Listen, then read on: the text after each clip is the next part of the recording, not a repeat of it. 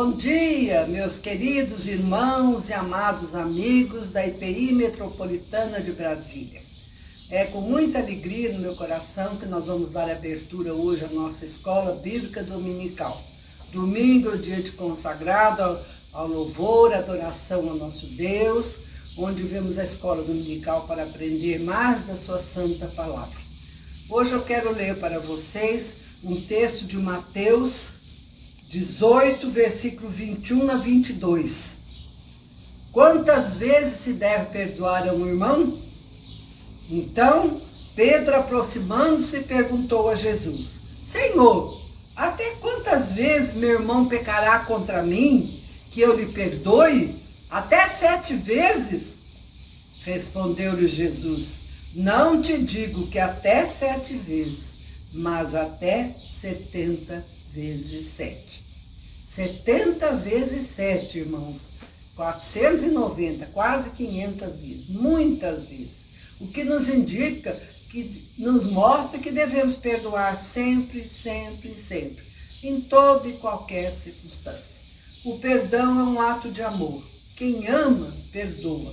Como Deus nos amou e nos perdoou, nós também, como bons cristãos, devemos amar e perdoar aquele que nos ofende, aquele que nos entristece.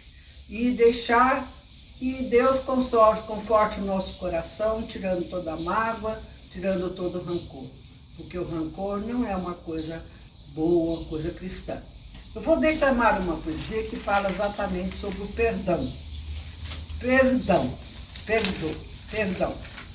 Se o vento desfizer do teu jardim as rosas e as deixar pelo chão espalhadas à toa, cruza os braços, esquece as frases rancorosas e a maldade do vento em silêncio perdoa. Se alguém de fé encher teu coração dorido, sem que do mal um dia se condoa,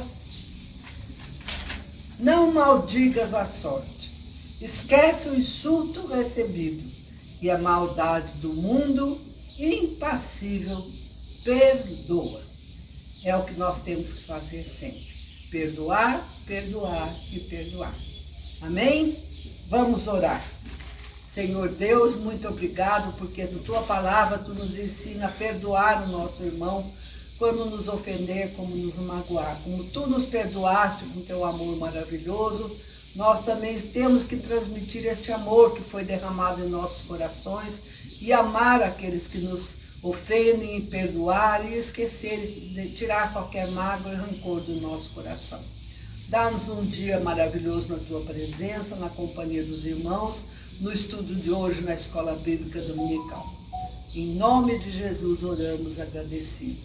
Amém e amém. Vamos passar ao louvor, depois ao estudo da lição deste domingo da Escola Dominical. Uma boa tarde a todos. Obrigada. Oh, yeah. Oh, yeah. Oh, yeah. Oh, por que duvidar sobre as ondas do mar quando Cristo caminho abriu?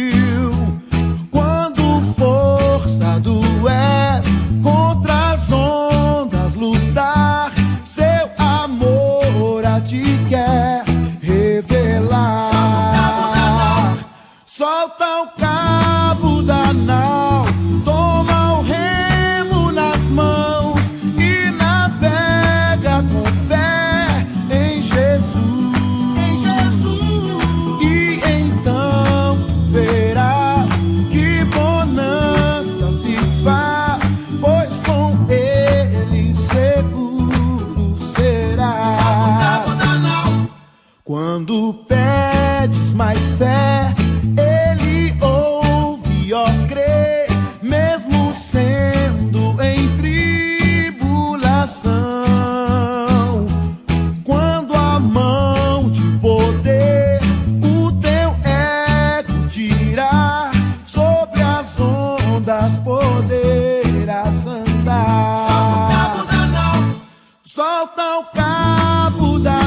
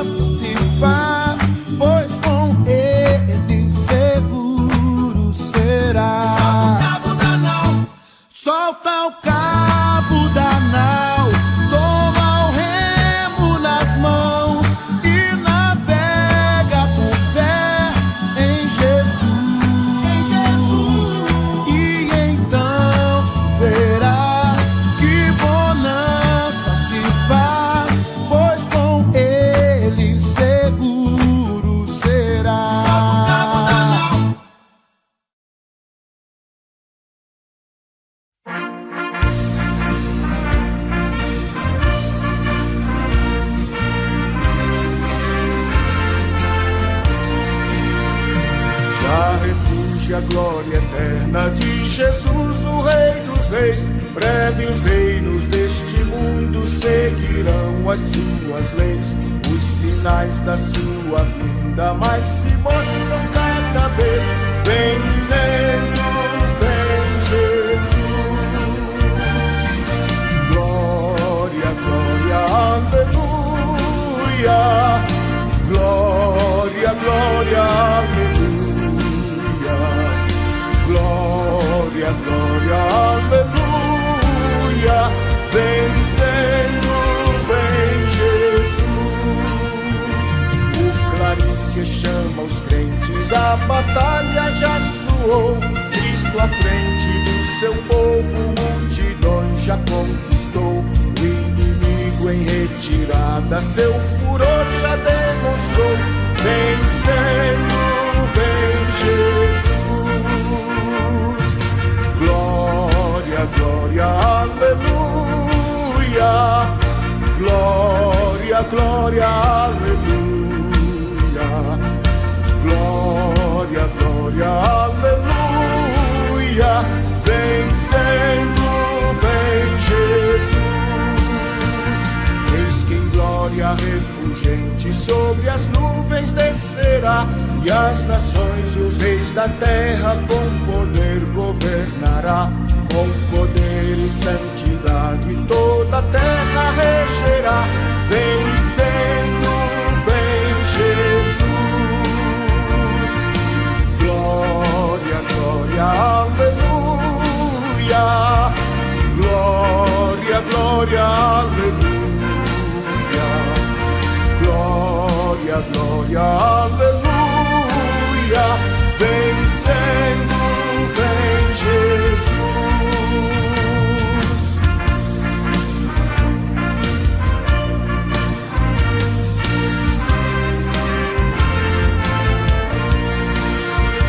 E por fim entronizado as nações irá julgar, todos grandes e pequenos o juiz hão de encarar.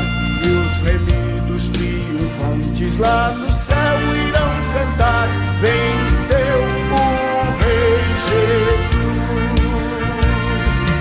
Glória, glória, aleluia. Glória, glória, aleluia. Glória, glória, aleluia. Venceu o Rei Jesus.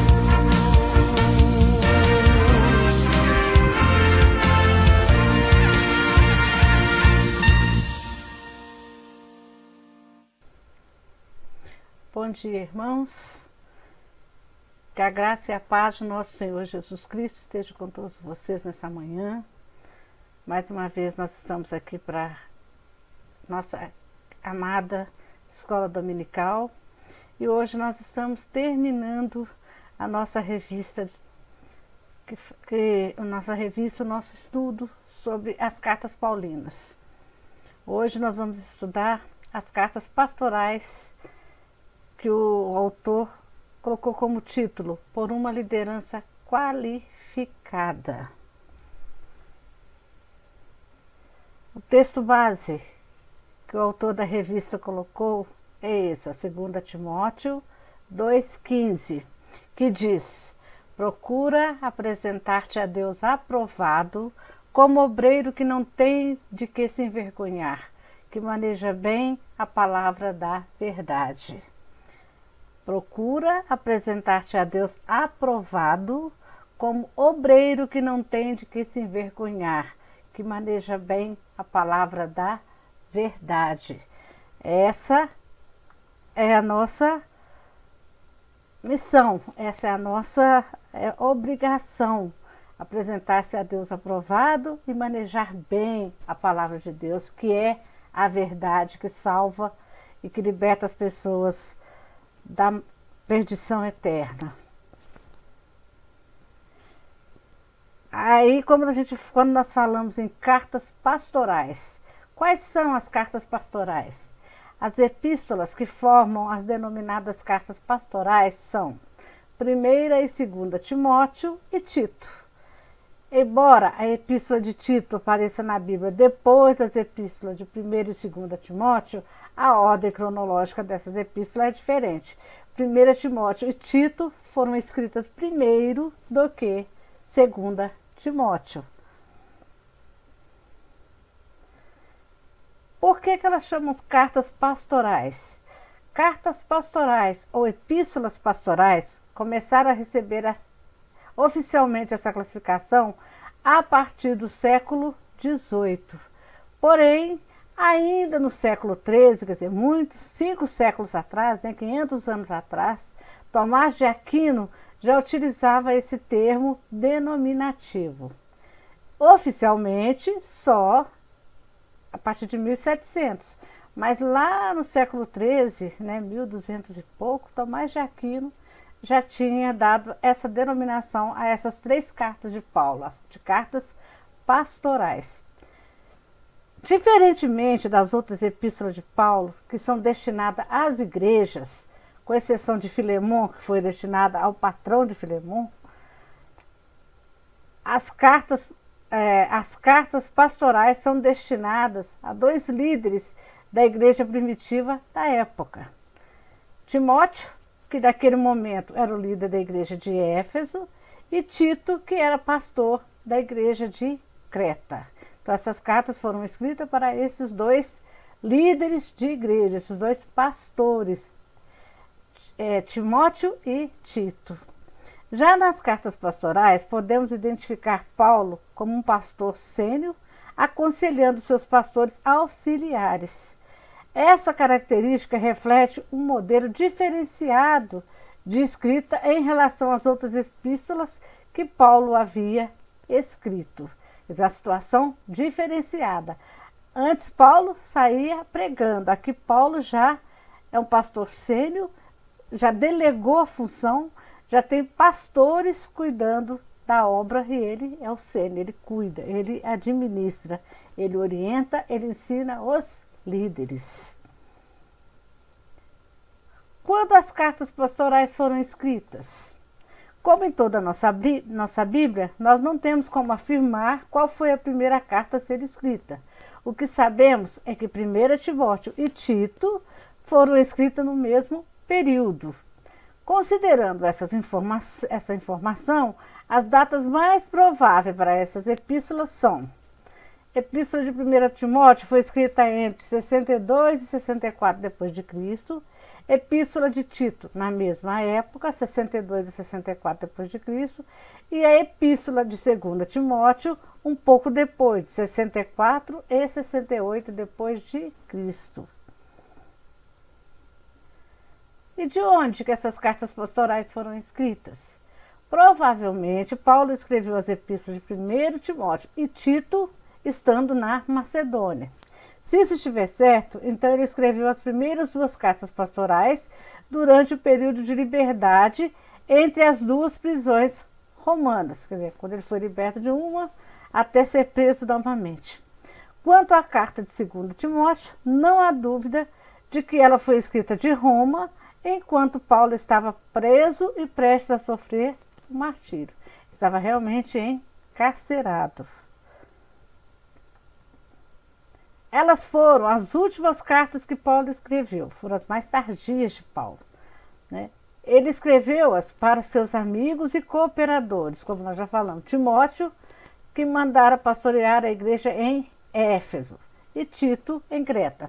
Então, lá em 1 Timóteo 1, 3 e 4, ele diz: quando eu estava de viagem rumo da Macedônia, te roguei permanecesses ainda em Éfeso para admoestares a certas pessoas, a fim de que não ensinem outra doutrina, nem se ocupem com fábulas e genealogias, sem fim, que antes promovem discussões do que o serviço de Deus na fé.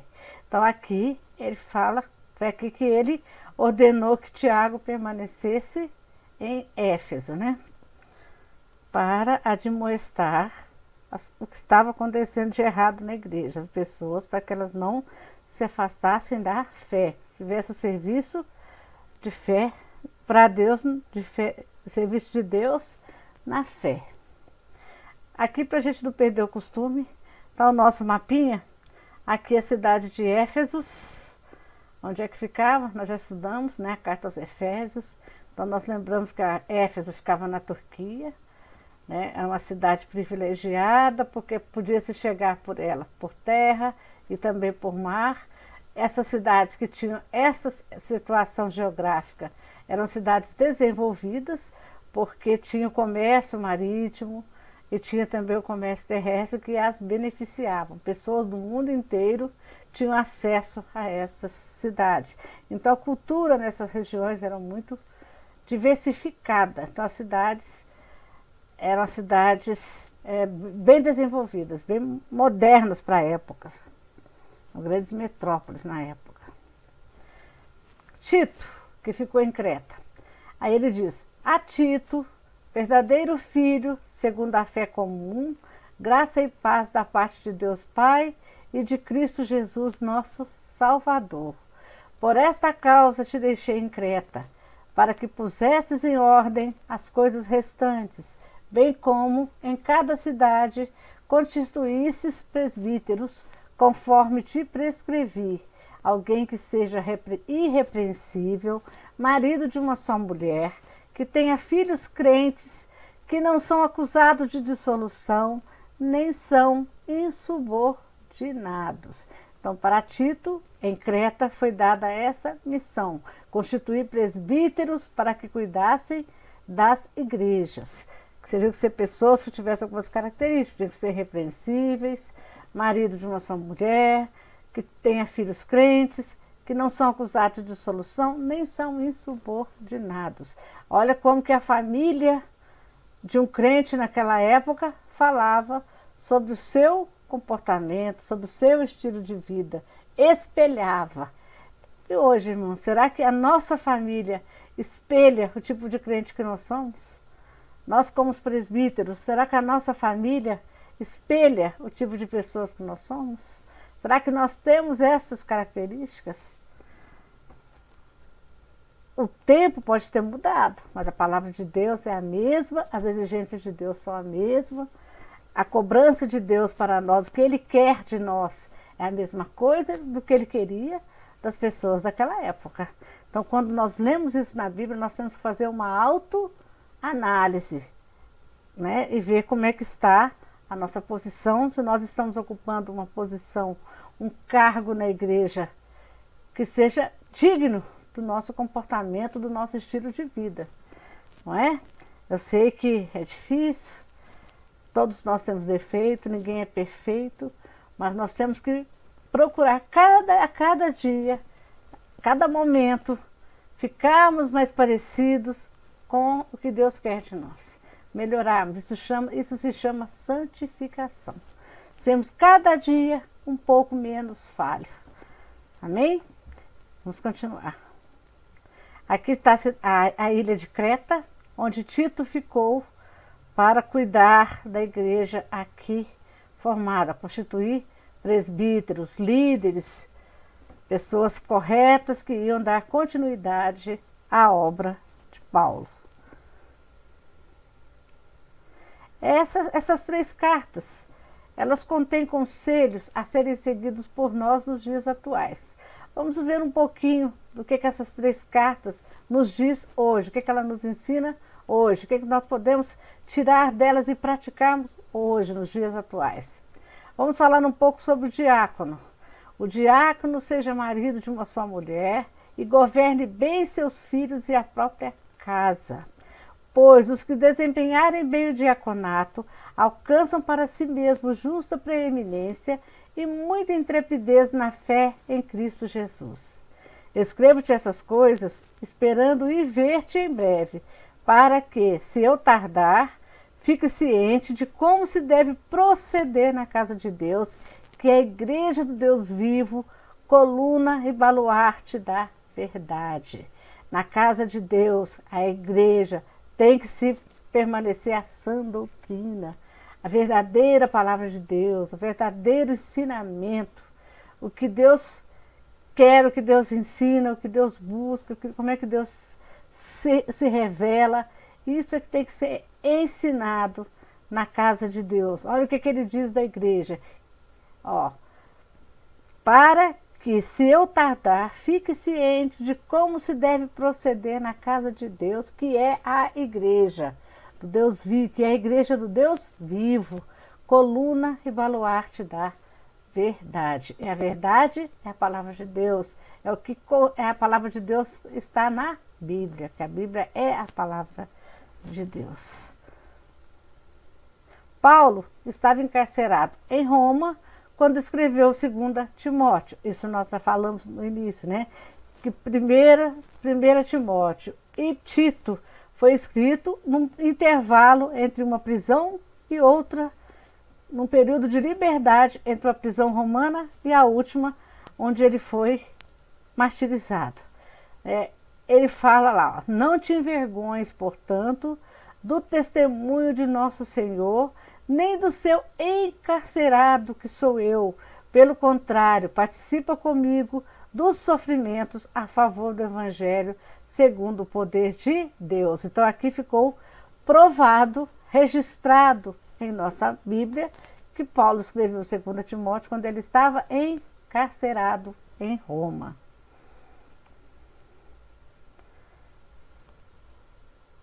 O problema comum entre as igrejas de Éfeso e de Creta eram, né, as falsas doutrinas. Por isso Paulo deixou Timóteo em um lugar e deixou Tito em outro, né? Timóteo em Éfeso e Tito em Creta. Por que Paulo deixou? Isso está lá registrado em Tito 2, 9 e 11. Porque surgiram falsos mestres ensinando uma mistura de doutrinas e práticas judaicas e pagãs. Quais eram essas doutrinas que eles ensinavam que não tinha nada a ver com os ensinos de Paulo, com a palavra de Deus? Proibição do casamento, os homens não poderiam casar, a abstinência de alimentos, alguns afirmavam que a ressurreição já se realizou, e também tinha ensinos de demônios. Então, estava tendo dentro da igreja esses tipos de doutrinas que não condiz com a palavra de Deus. Não é isso que a palavra de Deus ensina. Então, Paulo mandou esses dois líderes, Timóteo e Tito, para essas duas igrejas para combater esse tipo de doutrinas pagãs, judaicas, que estavam dentro da igreja, sendo ensinado dentro da igreja. Por quê? Por falsos mestres. Hoje tem muitas falsas doutrinas rolando dentro das igrejas, irmãos. Tem muita gente enganada, né? Por isso que diz, a seara é grande, os ceifeiros são poucos. Às vezes a gente vê, hoje em dia a gente não faz nada de falar, mas se eles estão lá porque eles querem, a hora que o Espírito Santo quiser, o Espírito Santo os convence, eles saem de lá? Sim, a hora que o Espírito Santo quiser, eles convencem até de lá. Ele tira os tampões do ouvido, tira as vendas dos olhos, mas nós temos que ajudar. Nós temos que cumprir o nosso ID, fazer discípulos. Nós temos que pegar essas pessoas, sentar, explicar, mostrar com amor que eles estão sendo enganados. Então foi isso que Timóteo e Tito foram fazer nessas comunidades, nessas cidades, nessas igrejas. E havia ainda muitas contendas e discussões dentro das igrejas. Então, quer dizer, as igrejas estavam precisando de quem? De liderança, de grandes líderes, homens de Deus, homens preparados para que elas voltassem a ter a sã doutrina. Tudo conforme a palavra de Deus, conforme Paulo havia ensinado.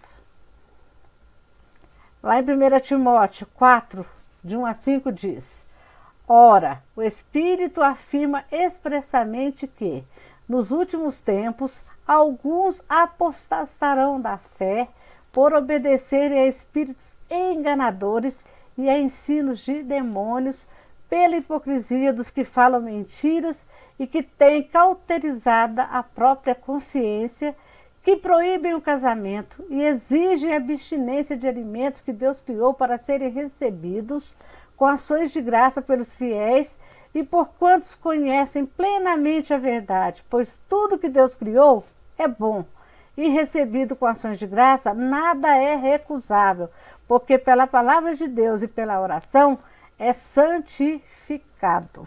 Hoje em dia, a gente ainda ouve muita gente falar, não vou na Bahia comer um acarajé não, porque o acarajé ele é consagrado aos demônios.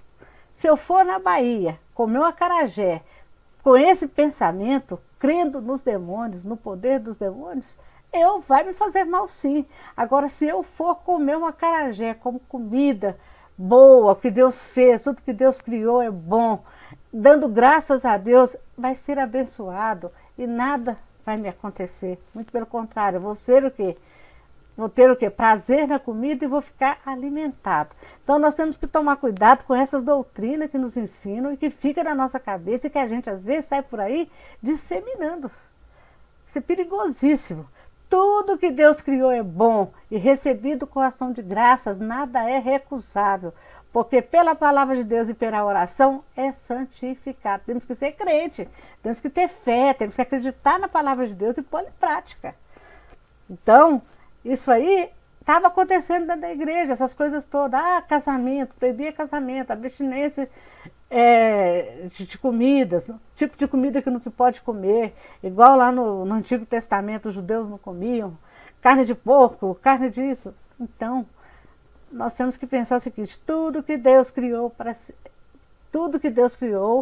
ser recebido com ações de graça pelos fiéis, e porquanto conhece plenamente a verdade, pois tudo que Deus criou é bom, e recebido com ações de graça, nada é recusável, porque pela palavra de Deus e pela oração é santificado. Então não vamos nos apegar a essas coisas, irmãos, essas doutrinas vãs de demônio, disso não pode, disso não quer, isso é proibido, isso é pecado. Não, vamos nos apegar à palavra de Deus, o que a Bíblia fala, o que Paulo ensina, que o Novo Testamento nos é revelado através do Espírito Santo.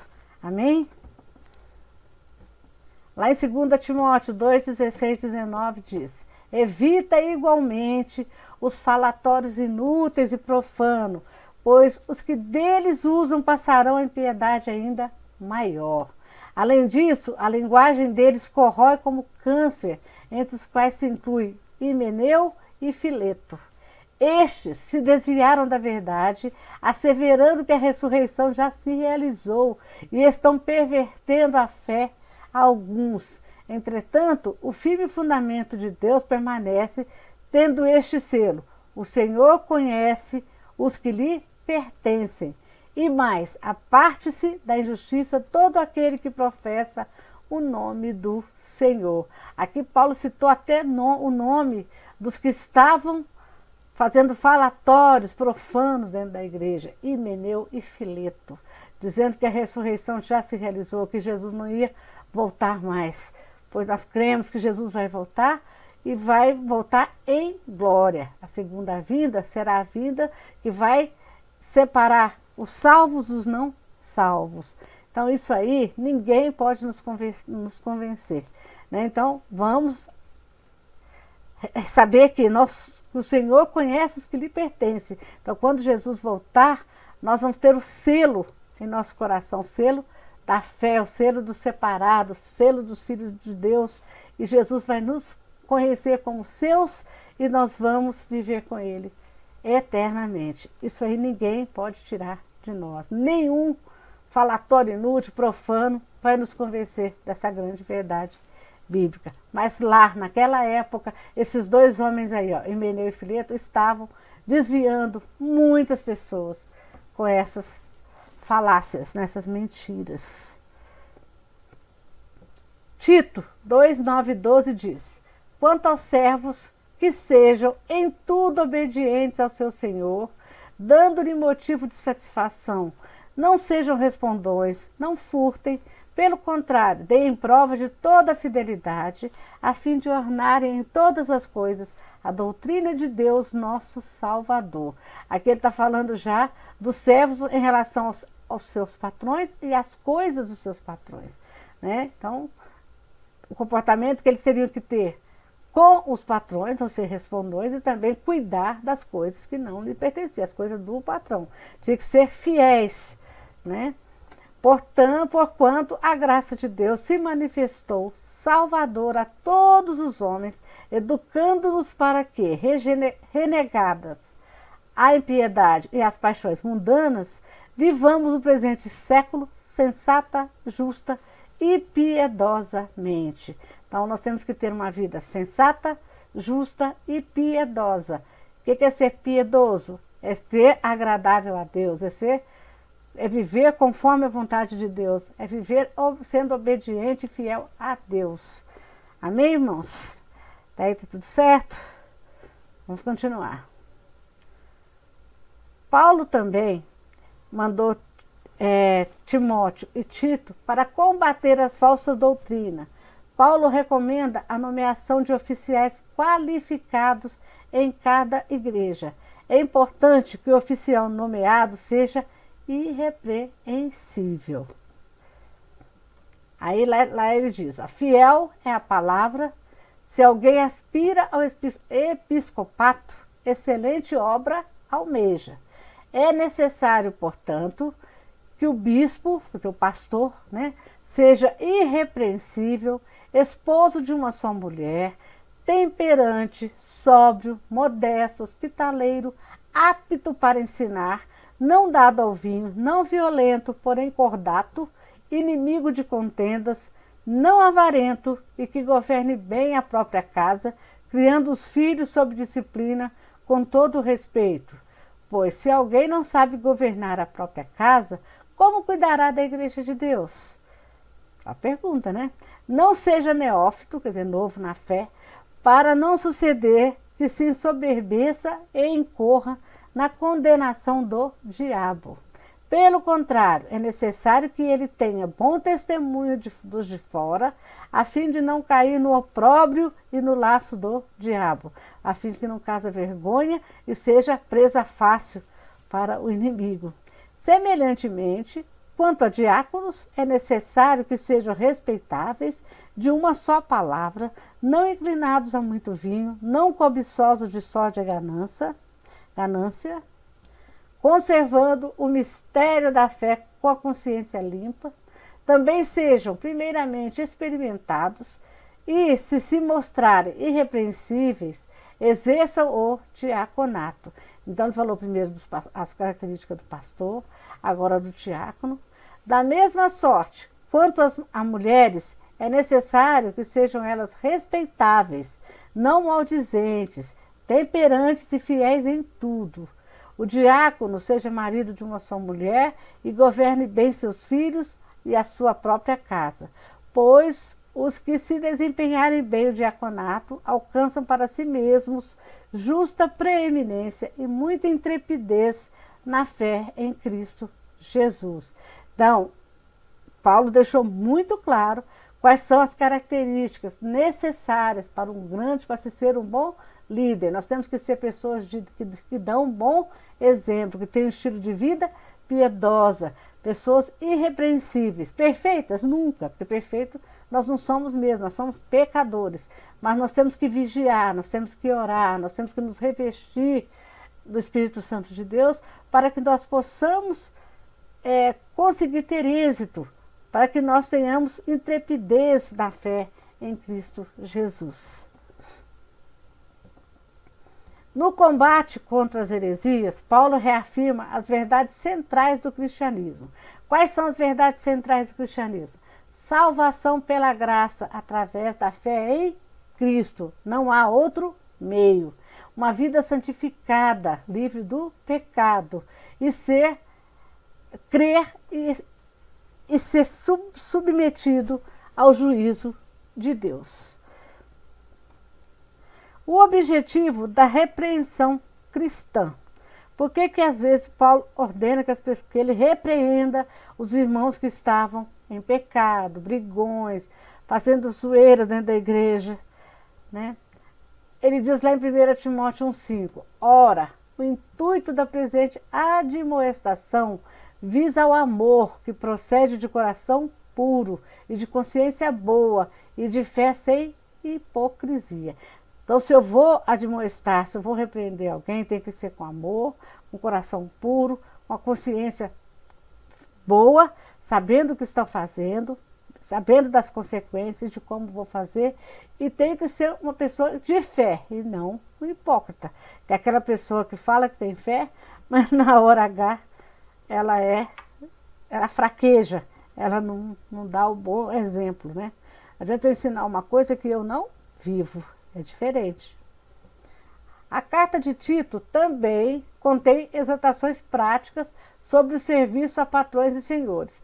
Nós já vimos lá um pouco, lá atrás, mas vamos ver de novo, né? Tito 2, 9 e 10. Quanto aos servos, que sejam em tudo obedientes ao seu Senhor, dando-lhe motivo de satisfação, não sendo respondões, não furtem, pelo contrário, deem provas de toda fidelidade, a fim de ornarem em todas as coisas a doutrina de Deus, nosso Salvador. Então, nossa responsabilidade como servos. Que esse Senhor aí seja o Senhor nosso patrão e também o Senhor nosso Deus, que é Deus Pai, né? Aos jovens, olha o que a carta diz aos jovens. Tito 2,6. Quanto aos moços, de igual modo, exorta-os para que em todas as coisas sejam criteriosos. Então nós temos que cuidar dos nossos jovens, temos que mostrar para eles o melhor caminho, ensiná-los a ter critério diante das coisas mundanas e das coisas divinas, das coisas sagradas, são as coisas de Deus. Quanto ao serviço da misericórdia cristã, a carta nos diz, Tito 3,14, agora, quanto aos nossos, que aprendam também a distinguir-se nas boas obras a favor dos necessitados, para não se tornarem infrutíferos. A árvore que não dá fruto é cortada, não é isso? Então, a fé e as obras têm que andar de mãos dadas. A pessoa que tem um coração bom, que tem um coração puro, a pessoa que vive em amor, a pessoa que piedosa, que quer ser agradável a Deus, ela cuida dos mais necessitados, ela cuida daqueles que Deus colocar no seu caminho para serem cuidados. Para os desanimados na fé, o que a carta diz? Por esta razão, pois te admoesto, que reavives o dom de Deus que há em ti, pela imposição das minhas mãos. Porque Deus não nos tem dado espírito de covardia, mas de poder, de amor e de moderação. Não te envergonhes, portanto, do testemunho de nosso Senhor, nem do seu encarcerado que sou eu. Pelo contrário, participa comigo dos sofrimentos a favor do Evangelho, segundo o poder de Deus, que nos salvou e nos chamou com santa vocação, não segundo as nossas obras, mas conforme a sua própria determinação e graça, que nos foi dada em Cristo Jesus antes dos tempos eternos. Uma palavra de encorajamento para aqueles que estão fracos na fé, que estão perdendo o ânimo de trabalhar, de ser útil a Deus. E ele continua, e manifestada agora pelo aparecimento de nosso Salvador Jesus Cristo, o qual não só destruiu a morte, como trouxe à luz a vida e a imortalidade mediante o Evangelho, para o qual eu fui designado pregador, apóstolo e mestre, e por isso estou sofrendo essas coisas. Todavia, não me envergonho, porque sei em quem tenho crido e estou certo de que Ele é poderoso para guardar o meu depósito até aquele dia. Mantenha o padrão das sãs palavras que de mim ouviste com fé e com amor que está em Cristo Jesus. Guarda o bom depósito mediante o Espírito Santo que habita em nós. Olha, gente, que estímulo. Olha como que uma pessoa desanimada na fé ouve essa passagem e não é tocada e não é reavivada. Glória a Deus, né? Belíssima palavra de Deus, ensino de Paulo, guardado para a gente na carta de 2 Timóteo. Ele escreveu também as cartas para expor as virtudes das Sagradas Escrituras, das Escrituras Sagradas.